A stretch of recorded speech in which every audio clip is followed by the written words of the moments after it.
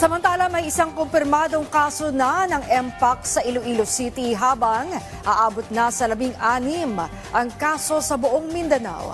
Yan ang ulat ni JC Aliponga. Kinumpirma ng Provincial Health Office sa Sultan Kudarat na may 3 kumpirmadong kaso ng Clade 2 Monkeypox o Mpox sa probinsya. Ang unang kaso sa Bagong Bayan, isang 18 taong gulang na lalaki na may travel history sa Norala, South Cotabato. Ang 2 pang kaso ay nagmula sa Tacurong City na nasa edad 45 at 21 taong gulang. Pinaghihinilaang nanggaling ang transmission sa pamamagitan ng sexual or intimate contact. Yung naka-intercourse po ng 45 years old po ay wala po kasi siyang symptoms. So, possible po ay negative po yun.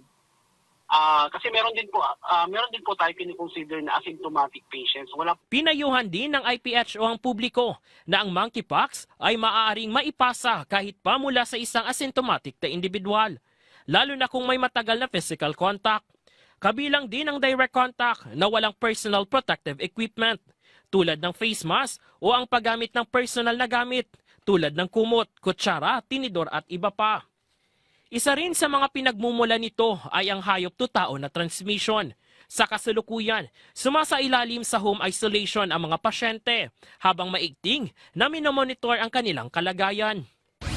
Kinumpirma rin ng Provincial Health Office ng Zamboanga Sibugay ang unang kaso ng Mpox sa probinsya. Isang 3 anyos na bata mula sa Tunggawan ang pasyente na kasalukuyang nakarecover matapos maipasok sa isang ospital sa probinsya. Isinailalim sa home quarantine ang lahat ng miyembro ng kanyang pamilya at agad sinimulan ang pag-trace sa mga close contact.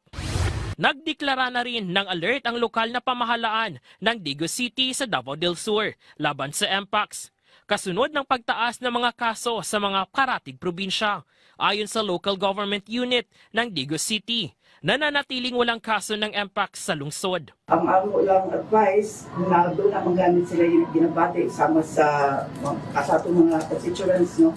Kung doon naman sila ay hintura o labinag na anay manurok sa ilang panit, nga mo pakonsulta dayon sa ilang barangay health centers. Kung ato mga health workers dito mo refer sa AMUA, so we can probably refer them kung if they need admission sa hospital, or we also advise them na mag-isolate ko sa ilang panimanan. Naghahanda na ang Digos City LGU ng isolation facilities. Nagsagawa na rin ng inspeksyon at general cleaning sa kanilang quarantine at isolation facility. As of May 27, 2025, umabot na sa 16 ang naitalang kaso ng Mpox sa Mindanao, kung saan 10 ang nasa South Cotabato, 3 sa Sultan Kudarat, 2 sa Davao City at 1 sa Zamboanga, Sibugay. JC Aliponga para sa Pangbansang TV sa Bagong Pilipinas.